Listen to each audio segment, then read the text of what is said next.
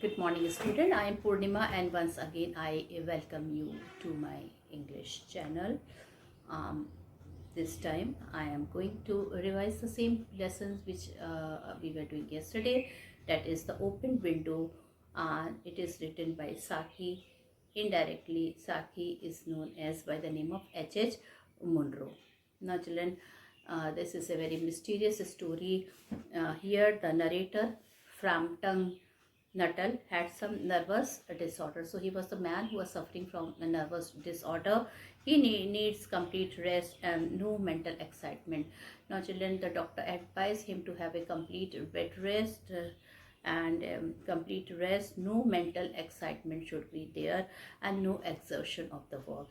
He was advised to settle in the country for cure. And children, he was advised to go somewhere else, because as long as he would be staying there, he would be having a lot of work pressure, and in this way he won't be able to be cured. So doctor advised him to go somewhere and settle for some time in some other country for cure. When he was preparing to migrate to the country, his sister gave him a few letters of introduction to all the people. Now, children, both brother and sister decided that they will go to the same place where their parents were living 4 years ago. So, children, when the brother was going, when he was leaving his place, what did the sister did? She told that her brother is not knowing any word one there.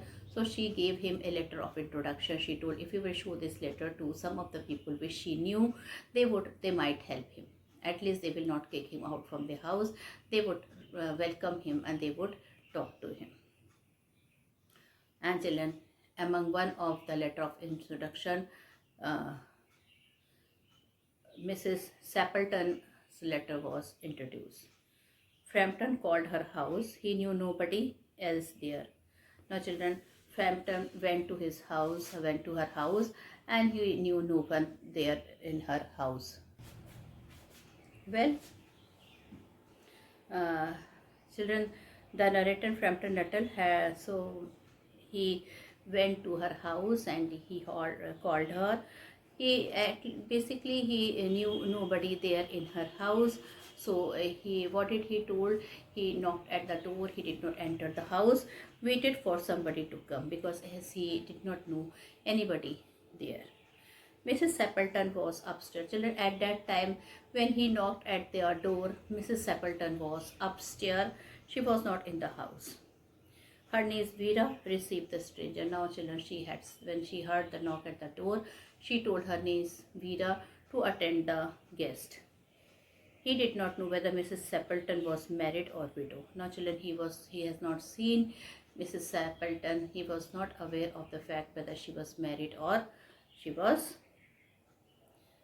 children widowed. And so the young girl Veera decided to have someone. Now, children, Veera, when he asked about her, she understood that he doesn't know anything about Mrs. Sappleton. So she decided to play a prank on him. She decided to have fun with him. She told him that the great mishap occurred some 3 years ago.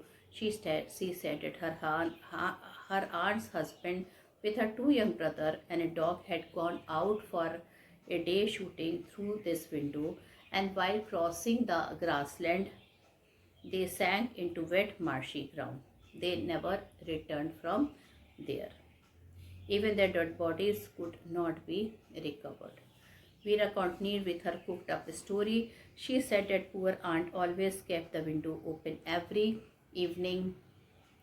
She thought that the hunting party would come back someday and enter through that window. So this faith Mrs. Sappleton is having, this is the reason that she always opens the window.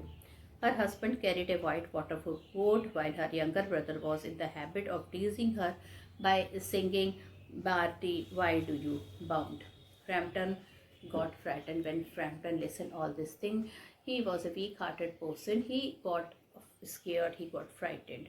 It was a relief to him when the aunt walked into the room. Now, children, he was not able to object, but he was very much relieved to see when the aunt walked into the room. She hoped that the girl must have been amusing him. Children, what did she hope? That the girl must have been amusing him. She added that the aunt was waiting for her husband and her two brothers to come home anytime. Now she was waiting for her husband and her two brothers to come home anytime. They would enter through the window and spoil her carpets with their muddy boots. Now, children, um, and the Mrs. Stapleton was not knowing what Vera had told him. She thought he must be amusing her, that the girl must have been amusing him, and she added that the aunt was waiting for her husband and her two brothers to come home anytime. Actually, it was evening time, and generally her husband used to return back in the evening. So she told that her aunt is waiting for her husband and her two brothers to come home anytime.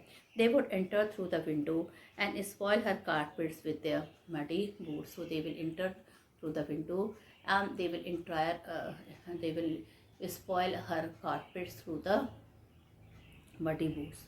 Frampton made an effort to turn to the talk to some other topic, so he started telling about his illness to the family, to Mrs. Stapleton, but the aunt's eyes were constantly turning to the open window and the lawn. She looked feeling bored with his details of illness. Suddenly, she saw the party returning home just in time for tea. Frampton also saw through the open window with horror. Three figures were walking towards the window. They all carried guns. One of them recited the song, saying, "Bertie, why do you bound?" Frampton took them all for ghosts. He collected his hat and stick. He ran out madly. He forced a cyclist run into hedge. Vera uncle inquired about the stranger. The aunt described him as an extraordinary man, Mr. Nuttall, who could only talk about his illness. Nuttall had perhaps seen a ghost, but Vera had calmly said that the stranger had a horror of dogs. Once the poor fellow had to spend the night in a grave with dogs growing about him, and that is the reason when he saw the dog he ran quickly. Now, children, Vera was good at finding occasion for fun. So, children, just because the false word of Vera, again, children, he had to run away from the house, and she was good at finding occasion for fun. So now, children, this is the background, this is the important point which I have explained in the story. Yesterday we have read the story, and now I will be continuing the story.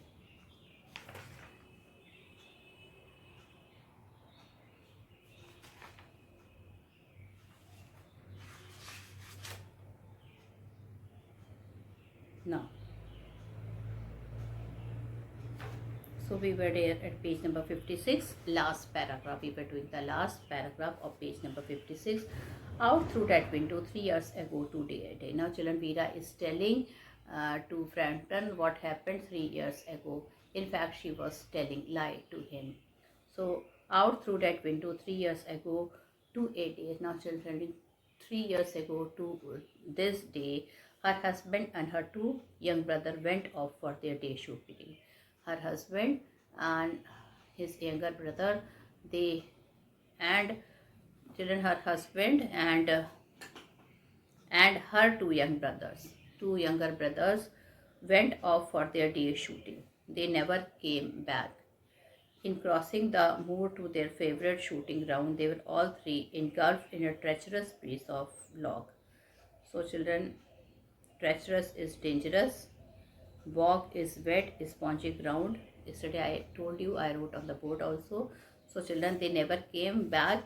In crossing the moor to their favorite shooting ground, they were all three engulfed in a treacherous piece of bog.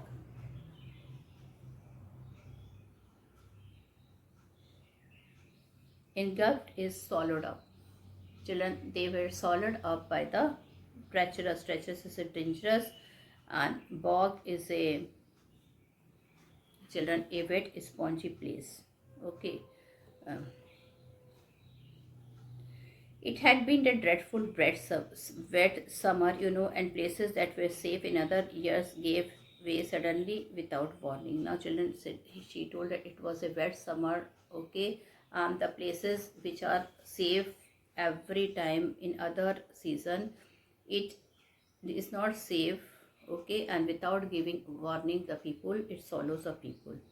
And she told they were even their bodies was not found, their bodies were never recovered. That was a dreadful part of it. Here is a child voice lost its self-possessed note and became flatteringly human. Now flatteringly is haltingly. Now children, with a very in a very hesitate way, she had told this, as if the child voice lost is self-possessed. She told him, poor aunt always think that they will come back someday. So children, she also told that her aunt has told that one day they all will return back. They and the little brown spaniel that was lost with them, and she told along with them the dog was also lost. That is why the window is kept open every evening till it is quite dusk. Poor dear aunt, she was often told me how they went out, her husband with his white waterproof coat over his arm, and Ronnie, her youngest brother, singing Bertie, why do you bound? As he always did to tease her, because she said it got on her nerve. Do you know, sometime on a still, quiet evening like this, I almost get a creepy feeling that they will all walk in through that window.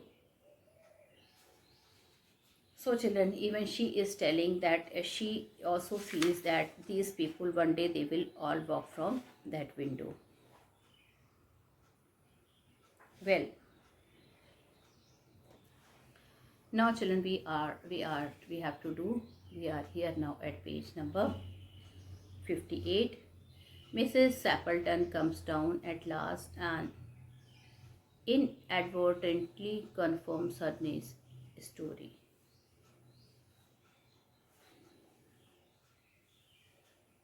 Now, children, Mrs. Sappleton comes down at last and inadvertently confirms her niece's story. Now, children, Frampton tries to acquaint his host with the nature of his ailment. Through the open window, he can see things that worsen his nerves. Now, children, I'm going to do the explanation. Okay, the explanation part I am going to do it. She broke off with a little shudder. It was a relief to Frampton when the aunt bustled into the room with a word of apologies for being late in making her appearance. Now, children, by this time, Mrs. Sappleton, she came to the room, and it was a relief to Frampton when the aunt bustled into the room with a word of apologies. So now, children, the aunt came to the room with a apologies for being late in making her appearance. I hope Vera has been amusing you. Now she told, I hope Vera has been amusing you, she said. She has been very interesting, said Frampton. Now Frampton in reply told that she had been very interesting. I hope you don't mind the open window. Now she told him that I don't mind the open window, said Mrs. Sappleton briskly. My husband and my brothers will be home directly from shooting, and they always come in this way. Now, children, she told that my husband and my brothers, they are out now, and they are often in a habit to come through this open window.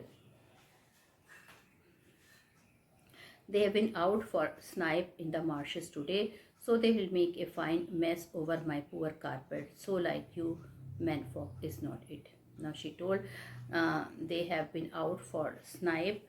Snipe is whatever that lives in marshes. Today they have gone shooting for that bird, and they will be returning home from shooting.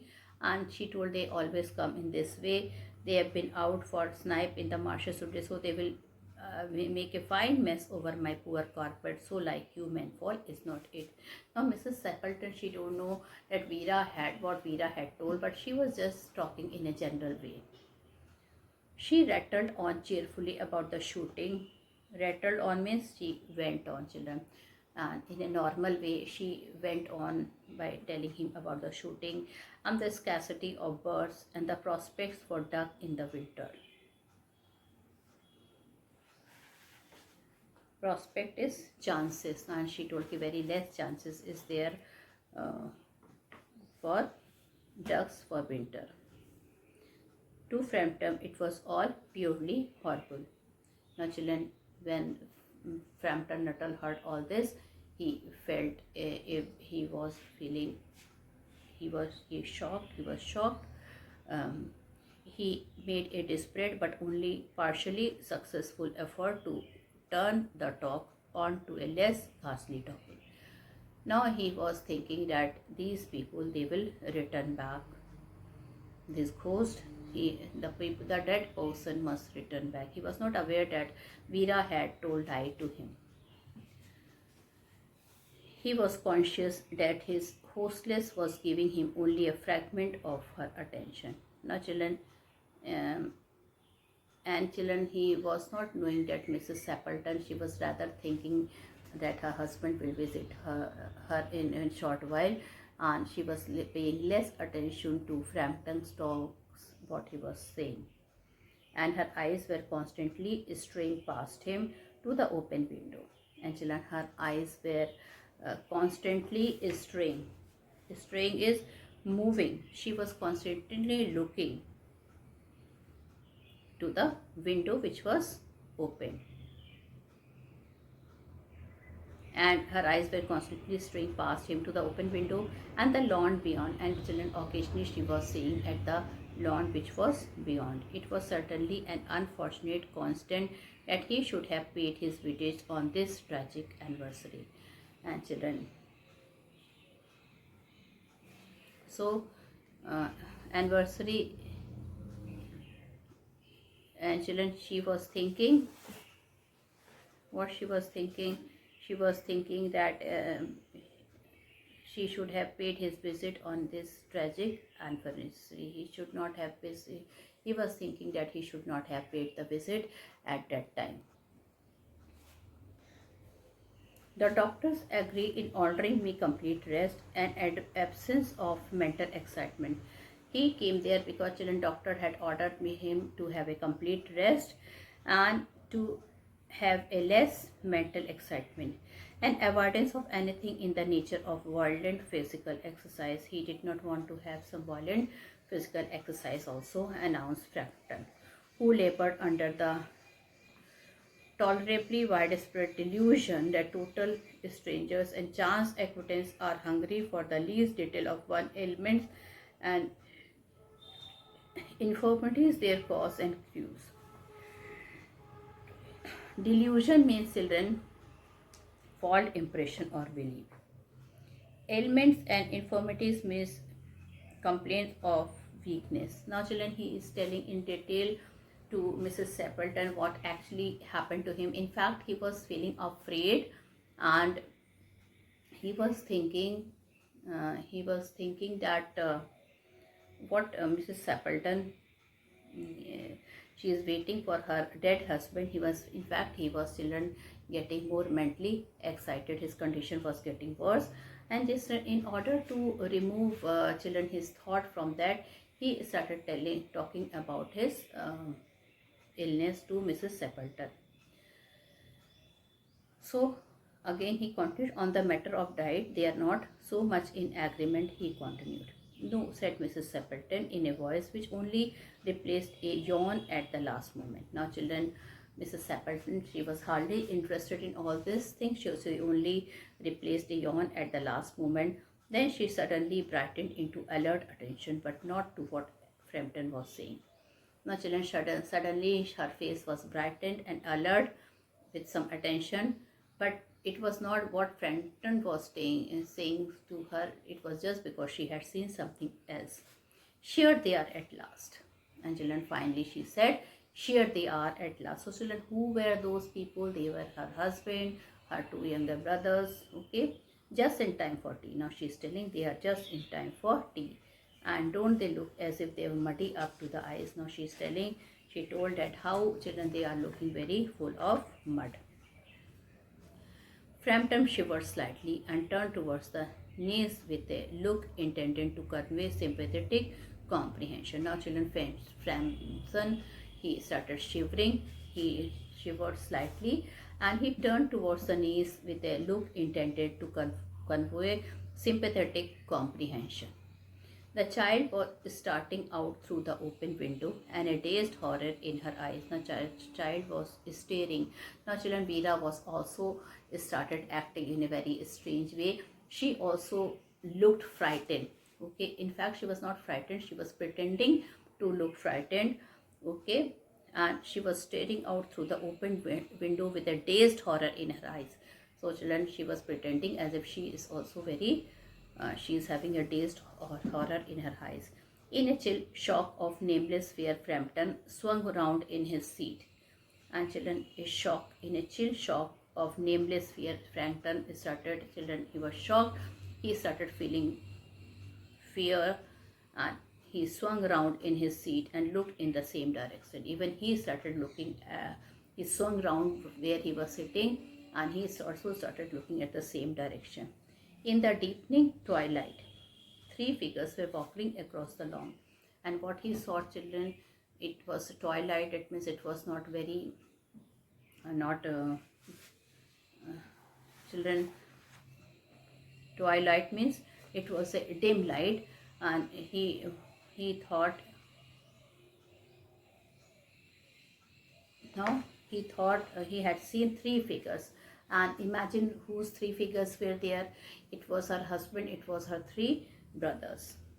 Okay, they were carrying the guns and they were all coming with, they were carrying the guns under their arm, and one of them was additionally bundled with a white coat hung over his shoulder. Now he had also seen that one of the fellow was having that coat in his shoulder.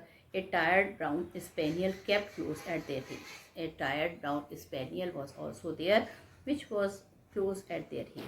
Noiselessly they neared the house, and then a hoarse young voice chanted out of the dusk, "I say, Bertie, why do you bound?" And children, afterward, he heard a voice also which was singing, I say, Bertie, why do you bound? Now, children, we are at the third part of the story. Now, children, he was shocked. He was in horror. He knew that he believed the words of Veera, and he felt that he had seen the ghost of all these three people. Now, children, he was so children full of horror that without telling anyone, he grabbed wildly at his stick and had the hall door, the gravel drive, and the front gate were dimly noted stages in his heading retreat. Okay, so retreat is escape. So he went, he took his stick, he took his hat, he escaped from the hall doors to the main front gate. He came, and children, he had retreated, he had escaped from that house.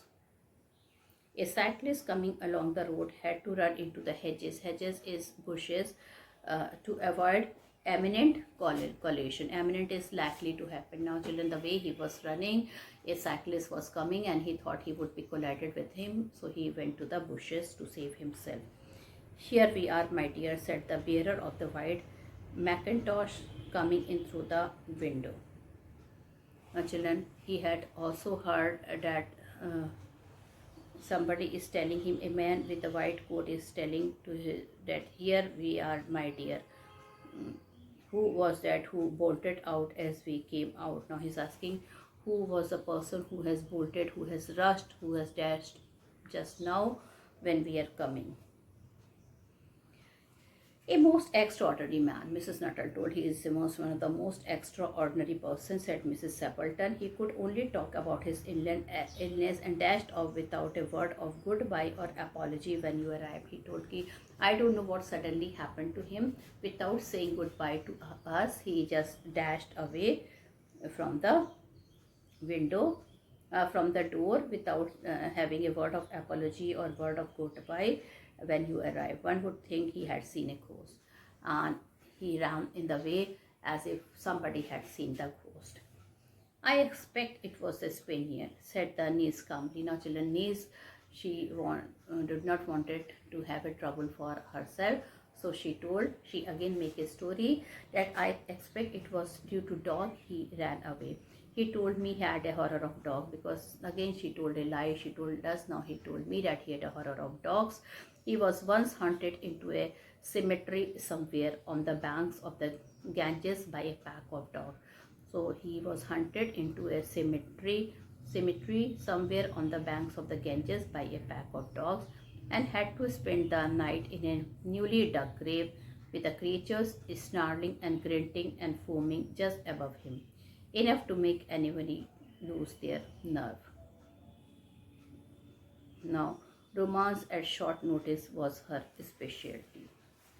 So, romance at short notice means finding occasion for fun and enjoyment were the specialty of Veera. So, children, you can see how she had made fool of him. Okay, and now we are going to do the comprehension check of page number 60. What did Mrs. Appleton say about the open window? Mrs. Appleton say that her husband and brothers would be entering the house anytime the window was kept open till it was dark. They would enter through the open window. The horror on the girl's face made Frampton swing around in his seat. What did he see? Frampton swung around to know the reason for the girl's horror. Soon he saw three figures coming towards the window. One was her husband, who was carrying that white coat. He was having a white coat. The three figures were children.